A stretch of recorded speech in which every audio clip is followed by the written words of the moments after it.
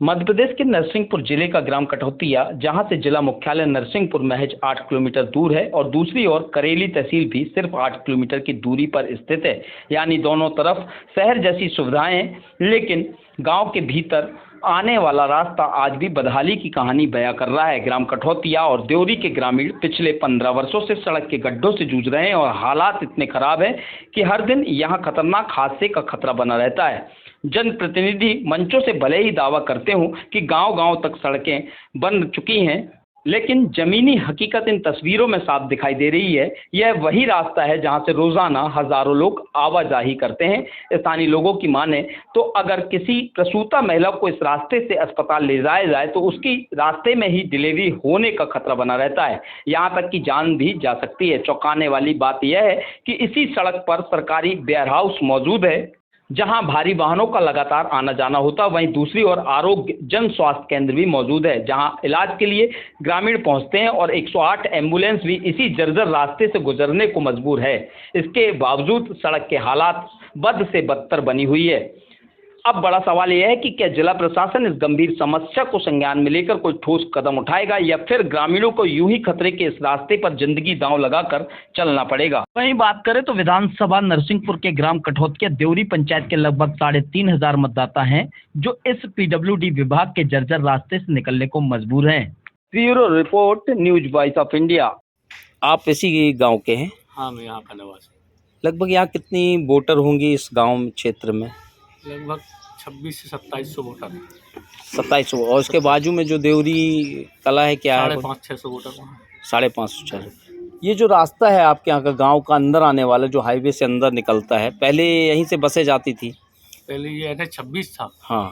और जब से 4 लाइन बना है तो इस मार्ग को अंडर कर दिया है। ये गांव क्षेत्र से निकाल के उसमें जोड़ दिया है। उसमें जोड़ दिया है। तो क्या जब से रास्ता में काम नहीं लगा या बनाया नहीं गया उसको? नहीं, जब से ये ज्यों का त्यों पड़ा है, जब से ये 4 लाइन चालू हुआ है NH 44, तब से ये जो NH पहले राष्ट्रीय राजमार्ग हुआ करता था ये, तब से इसकी कोई गुणवत्ता में सुधार है और दिनों दिन उसकी स्थिति और ख़राब होती जा रही है। जगह जगह गड्ढे। कितने साल हो गए हैं लगभग इसको? लगभग 15-16 साल हो गए हैं। इसी स्थिति में है? इसी स्थिति में। जो क्या पीडब्ल्यूडी ने किसके अंडर में? पीडब्ल्यूडी में है कि MPRDC में है? पीडब्ल्यूडी के अंडर में।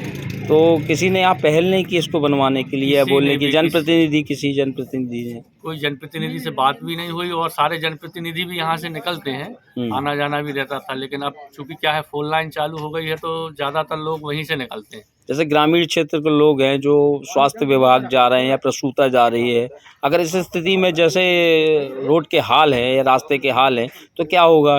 इसमें तो बड़ी ख़राब स्थितियाँ हो जाती हैं। डिलीवरी वाली महिलाएं, उनकी 108 एम्बुलेंस आती है, आने जाने में बड़ी दिक्कत होती है। जगह जगह पानी भरा हुआ है, पुलियों का निर्माण नहीं हुआ है। बरसात में इतना घुटने तक पानी रहता है। बरसात में निकलना दूभर हो जाता है हमारी कठौतिया से लेकर स्टैंड तक का जो रास्ता। तो आप लोग क्या चाहते हैं?